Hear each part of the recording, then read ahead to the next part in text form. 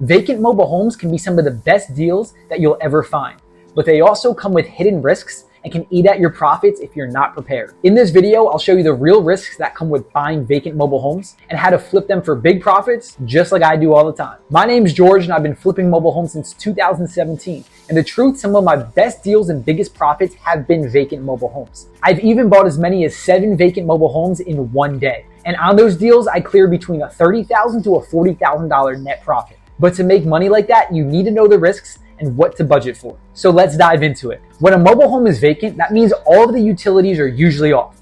The water's off, the electrical is off, everything is off. So you can't test the plumbing, you can't test the pipes to see if the pipes are cracked and you're gonna have to repair them. You can't test the electrical, any of the heat, the HVAC systems. You can't test the wiring to make sure that everything's good there. And this is one of the biggest risks. So you have to assume something will be wrong and budget for it. This is a mistake that a lot of people make when buying vacant mobile homes. They go in blind, they're not budgeting for anything, then they start working on the home, they get the water on and all of a sudden there's water shooting out from the pipes. They go to turn the electric on and all of a sudden the home isn't working, the electric isn't turning on, things are shot here and there, the HVAC system isn't working. Trust me, I was a victim of this. One of my first few mobile homes, I was dealing with a mobile home seller and I believed everything that seller told me. I listened blindly. He said someone was just living in that home. The central air system worked very well. The pipes, everything was good to go. There were no issues at all. I shouldn't have believed him because the toilets were crusted over, which means someone hasn't used that toilet for months, maybe even years. When we got the electric on, the central AC system did not work.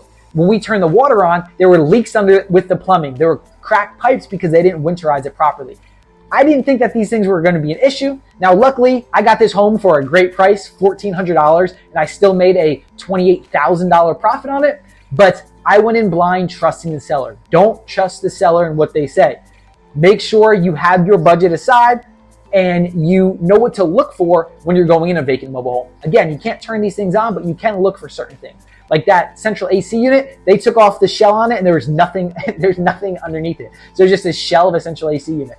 I could have looked, I could have been prepared, I could have just looked in it and I would have known, okay, central AC, let's make sure to budget for that. Another risk that you may run into is water damage that you can't see. If the electric's on, it's gonna be a little dark, bring a flashlight with you, but there could be water damage. Just because you can't see walls messed up, you can't see floors messed up, you don't know what's happening underneath. If there was a leak underneath the mobile home, again with the pipes, you won't know because you can't turn it on. If there's mold inside the walls, you won't know if the window is leaking, if the roof is leaking because you can't check. Now, this is for any mobile home. You're not going to be able to check inside the walls before you purchase it. But with vacant mobile homes, it's more common for this to happen because it's just been sitting there. The homes have been sitting there. Someone who's actively living in something, usually they can be a little more aware or alert on what's happening. If a leak is happening, most of the time they'll do something to fix that leak. You'd be surprised though, a lot of people do not.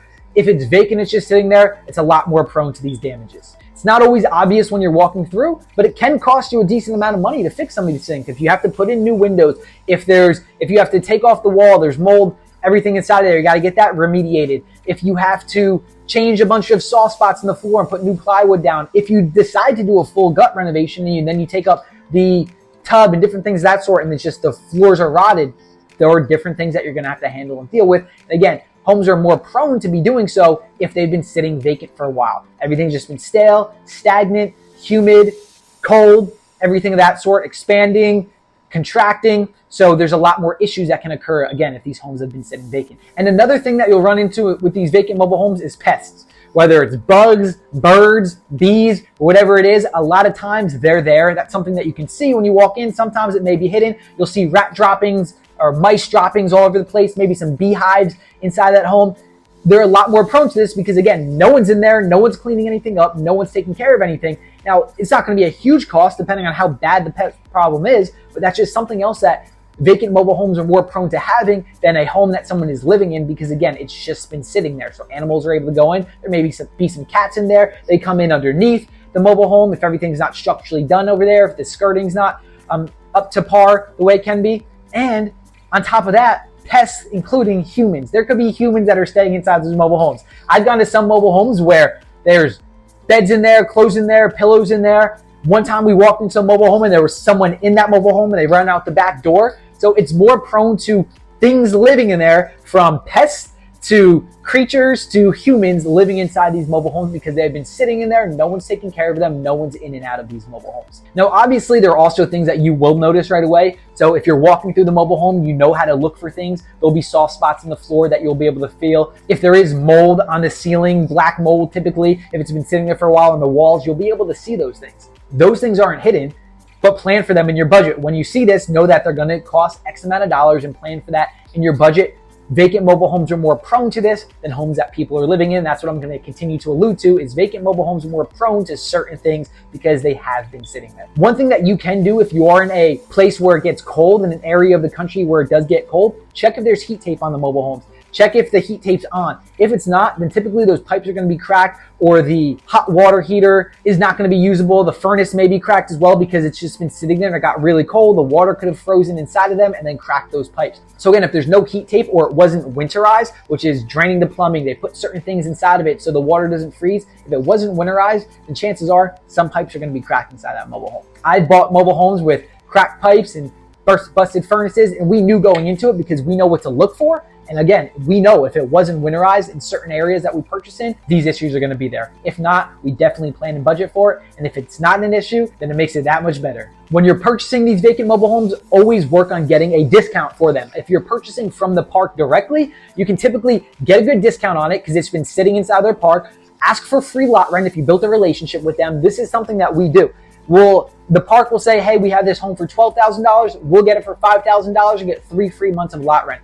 The reason why they're open to doing so is because they're not collecting lot rent on that home while it sits there. Their main thing is to collect that lot rent. They know that we're coming in, we're going to fix it up, we're going to clean it up, we're going to make it look nice, which is going to improve the value of the park because now it's a nice home inside the park. We're going to get a park approved buyer in there, someone who cares about this home, and they're going to start paying the lot rent. So there's a lot of things that you can work out with these parks, especially if you're getting vacant mobile homes from them. The one deal where I purchased 7 mobile homes in one day, that was from the park. They were moving homes into that park because they were in another park. They wanted to fill their lots. They were vacant. They were sitting there. Those homes have been sitting there for a little bit. They were working everything out with the title. We then got these homes, came in, purchased them, flipped them, worked out a deal with them to not have to pay lot rent right away, and made a good profit on them. Again, $30,000 to $40,000 on those deals particularly. If you're buying it from a seller, usually the park isn't going to be as open to giving you free lot rent, but you can negotiate with that seller. If the seller wants $6,000 for a home, for example, the one that I went over, I got it for $1,400 because it's been sitting there, they're not doing anything with it, and they are paying lot rent every single month. A seller's pain point is they're paying lot rent every single month. A park's pain point is they are not making that lot rent every single month, and there's a home sitting there that doesn't look nice. So don't be afraid of vacant mobile homes. They're some of the best deals if you know what you're doing, if you know what to budget for, if you know what to look for, and you know how to handle these risks. If you want step-by-step breakdown on how to build a mobile home business, you can click the link down below. We have our free school community where you can get in there. We have free trainings in there. Ask different questions that you had inside of there. It's a community that we have built. And then we also have another training where it takes you step-by-step. You can go directly to that page where it'll show you how to build a mobile home business from A to Z. Thank you for watching. Make sure to subscribe to this channel. If you have any questions at all, ask your questions down below and maybe even create a video to answer some of your questions. We have a ton of other videos on the channel. Keep on watching. Happy investing, and I will catch you in the next video.